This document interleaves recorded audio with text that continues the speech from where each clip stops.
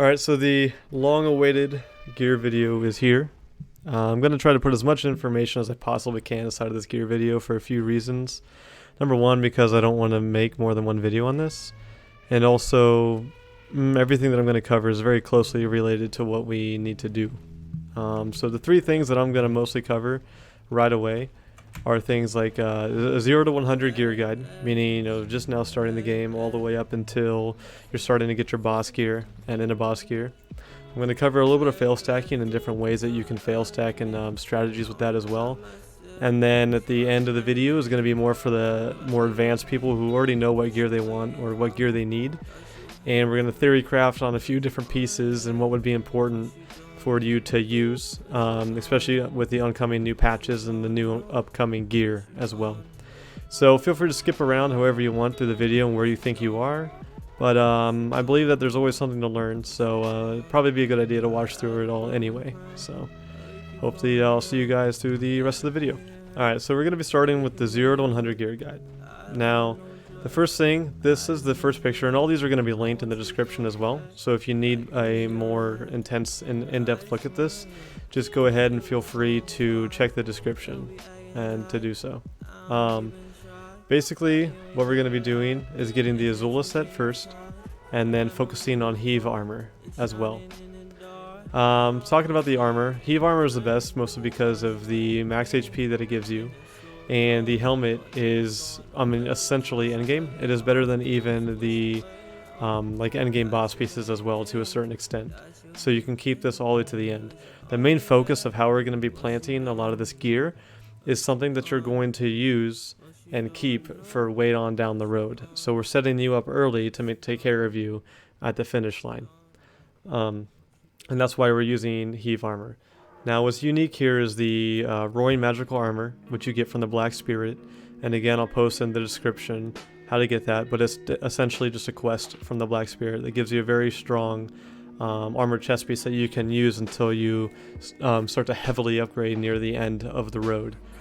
The Azula set right here you can get from grinding mobs at the Iron Mines in Medaya, and the and Helms in Medaya as well. And it's a very, very good set, and again you can use from early on all the way until the close to when you're starting to get the extremely expensive accessories.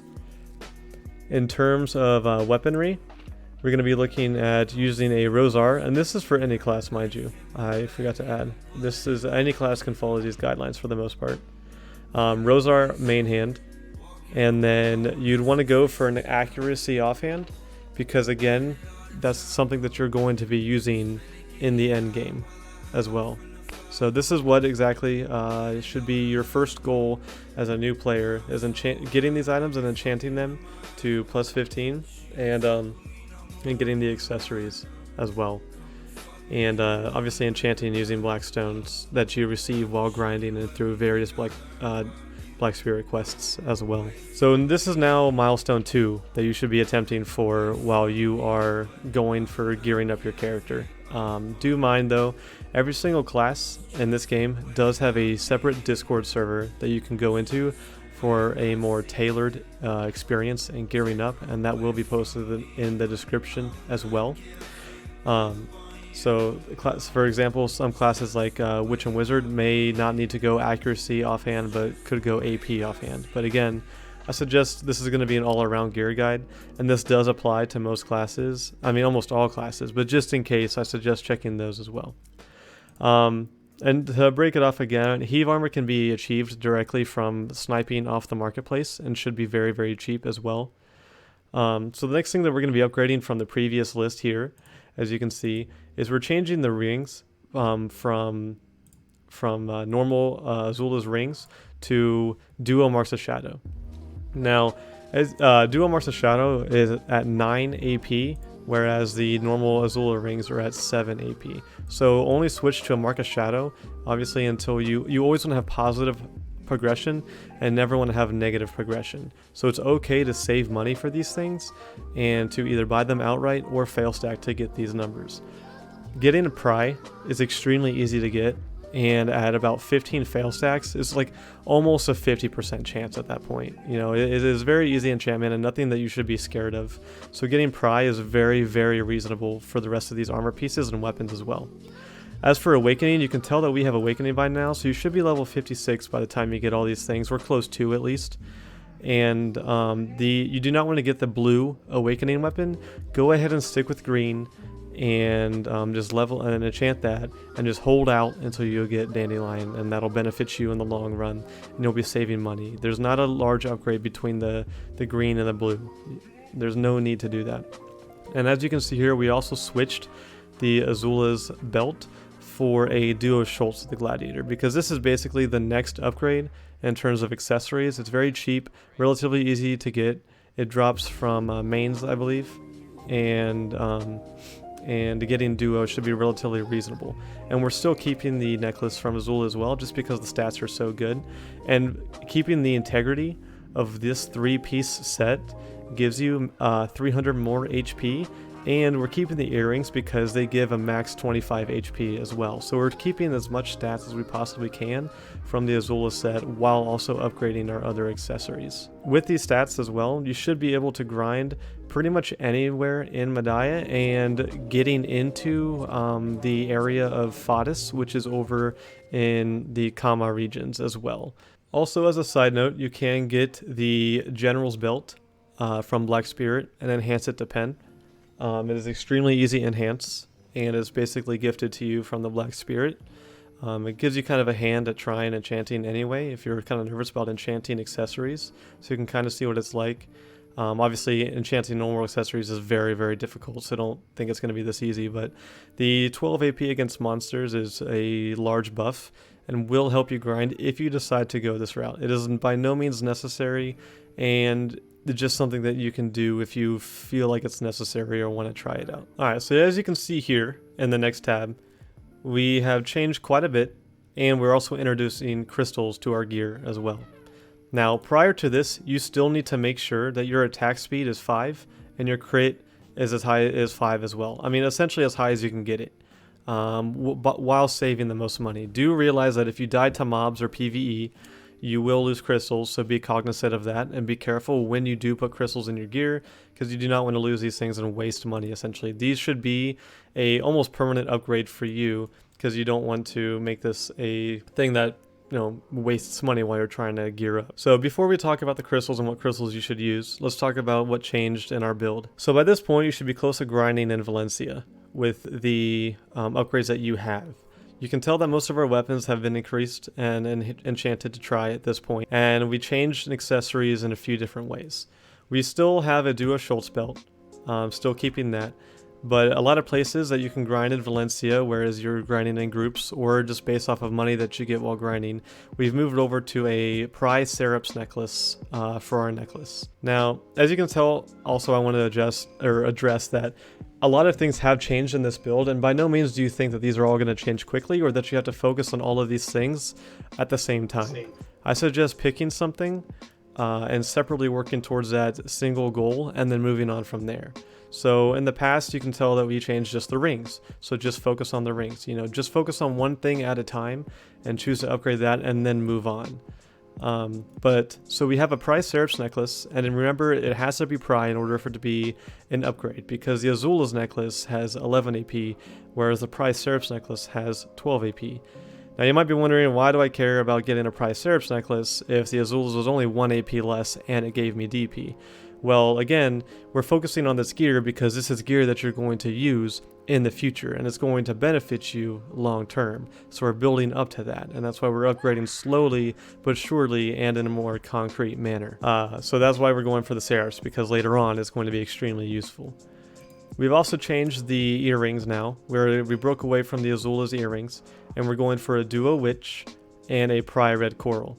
Now again, when I mentioned the class discords, some classes don't necessarily need to go for this red coral, but I still strongly suggest to go for the red coral anyway for a few reasons. Number one, this is an endgame item for almost all classes, so if you ever decide to reroll, then you already have it, number one. Number two, You never know what can come out in the future, and these red corals are very, very nice. And there's always events that drop these red corals, so pay attention to what events are coming out in the future, and the price may drop. Also, you can get them from grinding pirates at Pirate Island, which is a good grinding spot for when you're around 150-ish AP and in groups as well, if you're playing with friends. And it's a high chance that you can get a Pry or Duo red coral dropped as well there. Or not a high chance, but there is a chance that you can just get an end game-ish piece of gear dropped instantly, which is nice. So, and this is a Pry red coral earring. Now this is a kind of a downgrade from the Azula's earring, but again, we're working towards end game gear here. And all of our armor has has also reached Try as well. So we're almost at full Try in this set. Now this is when you're starting to get into the part of the game where you're going to be running into a lot more people, and you are somewhat relevant in PvP in terms of defending your spot among people in your gear. And what's going to set you aside from these people is the accuracy that you get, since you're using an accuracy offhand at this point, and also how you're going to be crystal slotting. So let's talk about crystals really quick and why they're important. Depending on your class, you're going to need attack speed and or casting speed. And it is absolutely apparent and necessary that you do this for a lot of reasons. Number one, your grinding is going to go up, and your ability to outperform other people without this, and just other classes in general, will increase as well. So in order to get these stats in our gear, these are the crystals we're going to use. And I'm going to talk about food buffs after this as well. But in our main hand, we have the Ancient Magic Crystal Karme. Gives us 1 critical hit rate and 1 attack speed. And we have both of those, and we have 2 of those in our main hand weapon. Moving over to our shoes, we're using just movement speed so you can get around and grind quicker. The majority of our builds, as we're leveling up, the only thing that we should give a shit about at all, honestly, is grinding. Because that's the only thing you should be doing. It's the only thing that you should care about. You shouldn't be even concerned with PvP yet, because it's going to change drastically based on your gear upgrades in the future. And no need to get good at PvP just yet. And I'm sure you're going to come across somebody where you can fight, or if you want to mess around with the dueling arena, then you can. But until you're level 60 or 59, that's when more skills get introduced to you, so you shouldn't be too concerned about learning combos until you get to that point. In our helmet, we have the agility crystals. Now you can choose to do different ones, but again, this is something that is end game, and you're going to want to get in the end game. So work on sniping those during world boss times, and getting down and getting those into your helmet, and just keep those, and you'll be set for when you actually start doing things. Here on our chest piece, we have special attack evasion 10%, and oh god, I might be losing health here. Oh god, that's a Cho Nation Ranger? Okay. And I think we should be okay. Alright. We'll see. Unless they're going to put their gear on and start attacking us again. Alright, I think we're fine. Okay. So special attack evasion plus 10% is very, very, very good.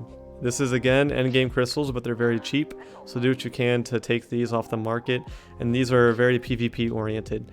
You can possibly go for weight based crystals, which are Corbelius, and those will help you if you don't want to spend money on increasing your weight for grinding as well, and same for the helmet if you choose to. So look for crystals that give you more weight. If you do not get more weight, buy the Pearl Shop or things of that nature. But this is more of a PvP mindset in terms of crystals. And just overall PvP or just attacking performance. And our gloves, we have a Valor crystal, which is very cheap, and an assault crystal, which is very cheap as well. And those are basically enough said about those. And then in our offhand, the most important crystal and the very looked over crystal is the Magic Crystal of Infinity Critical. This gives additional critical hit damage +1, and this is absolutely endgame crystal for the most part as well, and very, very good of you to go ahead and throw this into your offhand and snipe off the market as soon as you possibly can. Now that we talked about crystals, and these are the crystals that you should be running, your attack speed and critical hit rate is going to be at 5, and it's all around going to help you out as well. Now, food buffs. The obvious food buff that you should be eating every 30 minutes that you're playing is milk tea, because it gives you combat experience. But if you choose to eat other foods as well, do realize that other foods can give you these bonuses as well, to where you can kind of crystal slot differently. If you want to get more involved in what you do with your crystals and things of that nature, there are food buffs that you can eat to take care of those stats for you in terms of attack speed, casting speed, and critical hit rate and movement speed and things of that nature. But I kind of already covered food buffs in another PvP oriented video, so just go over there and check those out, or do some research on your own if you want to eat other food buffs. I'm going to be talking mostly just about gear in this video, and also I want to gain more views on my other videos, Kappa. So so yeah, that's enough for this build, and this should be the next milestone that you want to achieve. Alright, milestone 4, essentially. And this is endgame in terms of not having boss gear. And when you get to this point, you've made it. And congratulations. When you get to this point, you're still very squishy, and you can easily get killed by a lot of the player base. But very much can you hold your own and attack people as well, and be a threat ish to maybe 50% of the player base or more. It's a very, very good milestone. You should be proud of yourself for getting to this point, and getting to this point is very, very doable, even in a shortish amount of time as well, as long as you min-max your time and know what you're trying to attempt and trying to get towards, and set milestones and small goals for you. As you can tell here, we have all of our blue accessories to try at this point, and this is a very good thing to do. We still have all of our crystals, all of our armor and gold, or all of our armor and weapons are try as well. We got our Schultz belt to try. We have our witch earring to try. We have our red coral to try. Our red coral earring and seraphs are going to be the most expensive items to get to try. So these are going to be the 2 hammers for you guys to try to accomplish and get. These will be the most headaches, unfortunately, just based off of the price. But do realize that these are end game items essentially. And be very, very proud when you get these items, and these will carry over to when we start getting boss gear. Now, because we got to this point, there are things that you need to be doing while getting to this point to ensure your success in terms of boss gear and things beyond that as well. And the things that you should be doing that I didn't necessarily talk about previously is, you can tell that these are all yellow now. Our heave has a yellow border, and our weapons as well. And to get this, you need an ultimate armor reform stone and a ultimate weapon reform stone. These are always on the market. They're a couple million silver and very easy to throw into your gear, and nothing that should be stressed over. So just look into those things and look into putting those into your armor once they get around pry to duo range, and especially if they're at try. Just throw in an ultimate armor or ultimate weapon reform stone to give it a little bit more stats.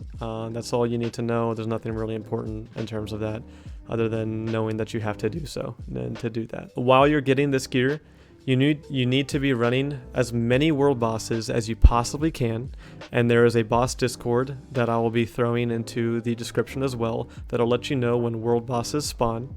And it doesn't matter what level you are, how much AP you have, or anything. Do be careful when you attend these, because when you die you do lose crystals, which is why I stressed not to die when you put crystals in your gear. But it doesn't matter. Attend them as much as you can and hope for RNG to give you the boss weapons, and you can still make money even if you don't get the rare drops. And also be running the free scrolls that the Black Spirit gives you daily and weekly. Now, you want to worry about pretty much every piece of boss gear that you can. The piece of boss gear that you can worry about the least, and that you should wait until the last to get, is the boss helmet, which is Griffin's or Geoth or Gaith, or however you want to pronounce it. You don't need to try very hard to go for a boss helmet. It should be the last piece that you worry about, because the green helmets, which are like Heave or Okaba or anything like that, are extremely versatile and are right up there with the boss helmets and compete directly. I still use a green helmet. Alright, and 2 more things that I want to stress at this point is you don't want to waste any TET stacks that you possibly might obtain, which are around 45 fail stacks. You do not want to waste tetting any of this gear. The only thing that you could possibly use a TET stack on is your helmet, but again, I would save that for a boss gear that you wish to tet anyway. So make sure not to tet any of this gear because it's just unnecessary and something that's going to be phased out over time, and it would be an extreme waste of resources to you in the long run.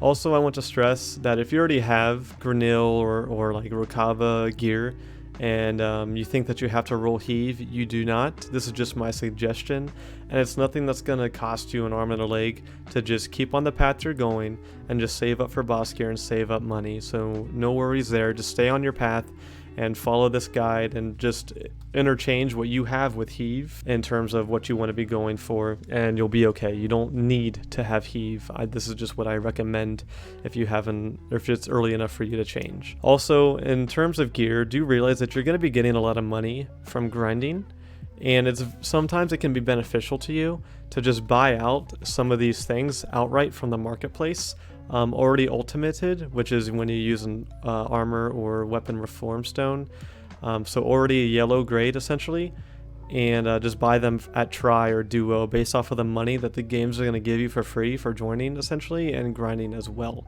So weapons are a good thing to do in terms of buying at try or just buying outright, already ultimated as well. So just pick and choose what you want to save money for and buy, instead of wasting armor stones and weapon stones and things like that. Alright, here we are at my gear, and this is what we're going to be talking about now. Now this is when you're starting to get into the end game and what you're going to be building towards when you finally get boss gear and things of that nature. This is what my gear looks like, and this is what I've been working extremely hard to achieve, and this is what end game ish looks like. By no means, I'm still at 400 or I think I've just reached 490-ish gear score recently.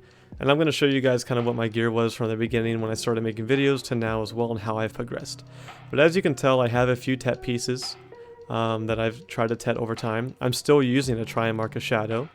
I'm level 61, so I've gotten a Capote ring, which is a free tri-crescent ring. And I've moved over to a Duo Tungrad, which is the same as a Tri-Witch's earring. So my gear is roughly the same as the last milestone that we just watched. The only different things are things like my Tri-Basilisk belt, which is an endgame item, and the Tri-Seraphs, and then my tet weapons as well. So you will eventually get boss gear, okay? You will. And this is why you want to save up the equipment that you've gotten previously and just wait until you get boss gear.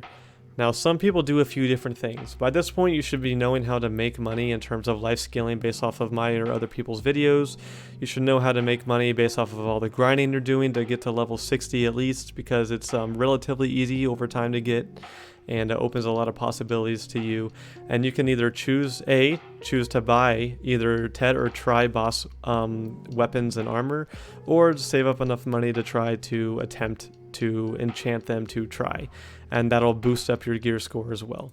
Even if I had try boss weapons and try boss armor, your gear score will roughly be at about 450 to 460, and you're very, very much prevalent in the PvP game, and can hold your own in most cases, aside from the obvious overly geared people that you're always going to run into at some point. And but at 450 gear score is when you're very much a part of the PvP game, and you can hold your own in most aspects. When I started making my videos and when I became a red player, I was roughly 450 to 460 gear score, and I could protect myself, I could PvP, I could compete with people, close to 30 to 40 gear score over me, and I still can, based off of practicing. When you get to 450 gear score and you're finally getting a little bit of boss armor and pieces, you can finally start to practice PvP and get to level 60. You can finally start to practice PvP heavily, and you are a name in the game. There's always going to be somebody that outgears you, and in all my videos and all my PvP adventures, I fight people who are lower gear score than me, yes, but I also fight a lot of people who heavily outgeared me, close to, even up to 50 gear score, and I have beat them. And so it's very, very possible. And I think people spend a lot of time worrying and crying and complaining and stressing and getting angry about gear when, getting to 450 and getting to, when you start finally getting boss gear, you're fine. It's okay. Relax. Take your time. Do small goals, do small things, and progress in small increments, and know that you're going to get there eventually. Even failing is progression in this game, and a lot of people forget to realize that you fail that accessory, accessories are kind of scary, I'll be honest. Those are really difficult, but when it comes to weapons and armor, failure is progression, and you will eventually pass. You will. Whether you choose to save the money and just buy it outright, or you're getting fail stacks to eventually get to that point, you will get there. And just have a good time doing it. Take breaks. Do things that make you happy. Take a chance to kind of do things that you wouldn't normally do in this game. Like maybe try out life scaling, try cooking, try hunting, try fishing, try processing, try gathering, try doing all these different things. Try fucking RPing, try just PvPing a little bit here and there, try just making friends. There's a lot of things in this game that a lot of people lose sight on and can do. Just take a breath and take your time, and I assure you that you will get there over time. I am extremely lazy. I am very lazy in this game. I've been playing since launch. I should be soft cap, but I'm not, because I like to take my time and because I choose to do other things that don't burn me out of this game and make me want to quit instantly. So do those things, and I assure you you're going to get to the point of this. And after this, I'm going to be talking about strategies to fail stack and enhance, and how I got my Tet armor and accessories and weapons, and not accessories, but my Tet armor and weapons, and how I got to that point. Because Tetting is obviously the next step from getting boss gear and going up to try that. And the cool thing about already having try armor and accessories that we talked about in the past, like the witches and the heave armor and the Rokaba and stuff, is that you have those things that you can still grind with as you're trying. When you do get boss gear, so it's like a safety. You can enchant your boss gear. It's okay to fail because you're still able to grind with the gear that you have currently, and you're not stressed to get that boss gear to that level because it's holding you back from PvP or things of that nature. So, but this is my current gear. Other classes will be moving over to like an AP accessory like Witch and Wizard and whatnot. But again, I stress you to think for yourself, think about the gear that you want, and go on into your class discords as well, and check to see what they recommend gear wise at this point. And speaking of the difference between Red Nose and Tree Armor, now stats wise they're all completely the same, Trios and Red Armor. The only difference is Tree Armor does have 200 health. HP recovery doesn't exist, don't even worry about it, it's pointless and a very, very dumb stat. Now, the only reason why I use Red Nose is because I have gotten my boss pieces and or some boss pieces, and I did need an upgrade because all my other gear was looking okay. I needed an upgrade for my chestplate because you can't wear roaring magical armor forever. You just can't. It's basically like a pry chest piece in a sense, aside from the rest of the stats that it gives you. So if the rest of your gear is looking solid and you're getting near the end of the milestones, or ranging into getting boss gear, it is not a bad idea to get Red Nose and enchant that up to try, because you will see a good change in your DP for doing so as well. When I started streaming, and when I started content creating rather, my very, very first YouTube video, this was my gear. Now, am I saying to go for this gear? Not like the Necklace of Good Deeds, horrible idea. Don't do that. But this was my gear when I started recording videos. As you can tell, my current gear score was 452 essentially, and I was going against people that outgeared me by 50 plus gear score and still doing what I can for them. And is it because I'm a ninja? No, because ninja has a lot of problems with it. They are a very strong 1v1 class, but I was making myself prevalent in Node Wars, and I was making myself prevalent in other ways as well, and to show and to prove that their skill does matter. Skill does matter, and skill is essentially can make up for 50 gear score difference. It just depends on how hard you practice and how well you understand other classes as well. As you can tell, this is my gear now on the right, and this is how things have changed in the future. I've gotten a much better necklace. I have gotten Tet pieces of armor and weapons. I've gotten my Basilisk to try. I've gotten one of my Marcus Shadows to try, and I got the new 61 earring. So as you can tell, here's the progression that I've achieved within 2 months or so, about 2 months of progression. And I've got, my gear score is now 493. It was 488. But like when I fought Lakari, when I fought, people of that nature, my gear score was 452, 466, 473, and so on. Like I was under 500 gear score the entire time, and I'm still under 500 gear score by essentially almost 10 gear score. I'm under 500 gear score. So that should prove to you guys that practice makes perfect, and knowledge is power in every regard, life scaling, PvP, and everything of that nature. So go forward, do what you can do, progress at your own rate, and do what you can in order to prove to yourself that you're making small progressions and meeting those small goals and doing things of that nature. So here we are talking about more end game things and understanding what gear does, understanding what damage reduction, evasion, accuracy, AP, human damage, things like that mean. Because at the end of the day, that's the goal, right? Is to understand what all these things mean and what's the point of doing this, and building the things that we build, and building accuracy offhand or going damage reduction. So let's talk about damage reduction.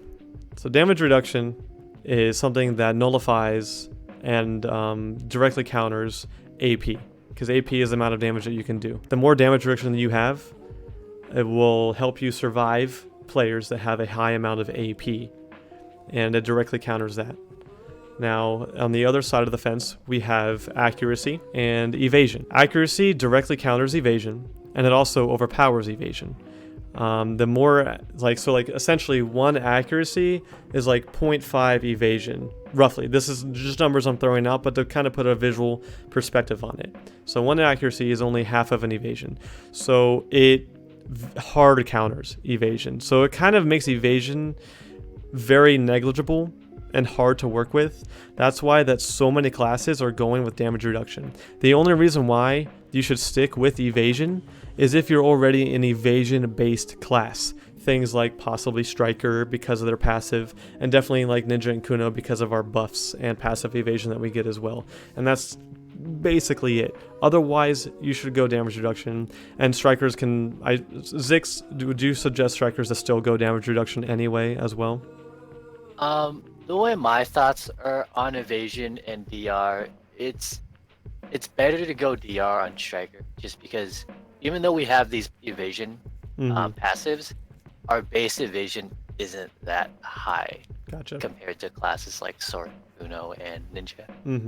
DR is just a better meta right now, especially when Layvan is not in, because classes that go hybrid and or AP, you have to go DR, because AP, full AP, the amount of evasion you have is non-existent. Right.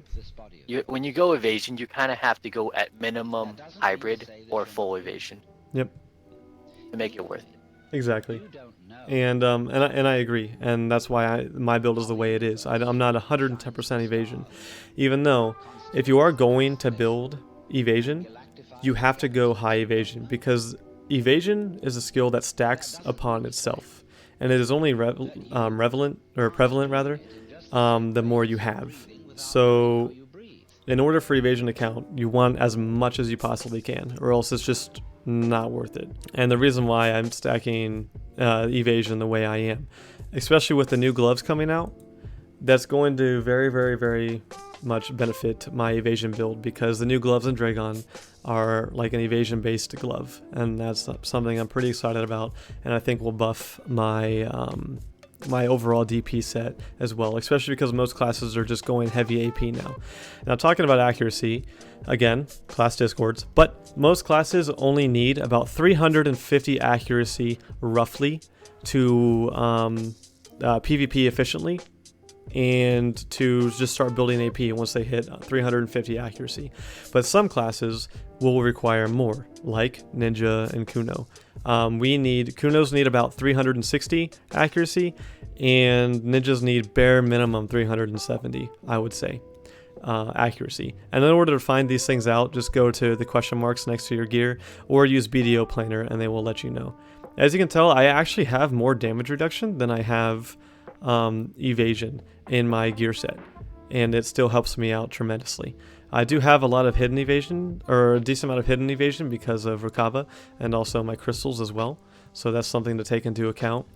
But I don't have purely evasion, accessories and whatnot, because damage reduction is still important, and it's a very, very good skill. Speaking of crystals, the question mark on your accuracy does not count crystals, so you have to add it separately. Exactly. So things like Jin crystals, which everybody should be going for unless you're a red player, but I don't suggest being a red player completely. But so yes, accuracy in the crystals, that is something to definitely count in with your accuracy build, because it is all accuracy and it's not like hidden accuracy or things like that. Hybrid sets. Now hybrid sets are better on some classes than others, but that doesn't mean that they're necessarily null or like null and void and not worth it. Zix, what do you think are some of the classes that can shine underneath the hybrid light? Some classes that I think are good is warrior, just because they have innate tankiness and AP stats. Other classes like ninja can do it, or Kuno, because they really only need accuracy. Their hit multipliers are pretty decent. I get one-shotted by 210 AP ninjas quite often with a lot of accuracy. Another class would definitely be missing a striker, but those guys can do whatever the fuck they want. Berserkers can do it too, just because they also have innate tankiness. Right. And Tamers can. I'm not too sure about them, but I think they can just because they have quite strong burst potential. And the pet that scales off of AP as well. Yeah, every other class like Ranger, Sork, and Wizards and Witches, of course, could go full AP. They have the most value out of their stuff. I agree. I've seen some hybrid classes work. Now, I don't necessarily suggest going hybrid until you know what you're doing with gear, because the point of being hybrid is to min-max your AP and DP as much as possible. So until you are very confident with gear, then you shouldn't have to worry about it. And hybrid is, again, just a choice to make. It's not something that's like endgame related or something that's like that only endgame people do. Again, it's just kind of like taste and how you want to have your play style in game, and be careful in how you invest your money in that as well, because it's a very difficult thing to do, but that doesn't mean it's the best thing to do either. Alright guys, and because this is an insanely long video, I'm going to be talking about fail stacking and strategies to fail stacking in my next video, which should get posted either the same day as this one or the day after, just because of how much content this really is, and I don't want it to get saturated with an extremely long video time. So definitely tune in to the next video directly after this one, or just let it autoplay over, and then you'll hear about all types of fail stacking, all the way from +15 to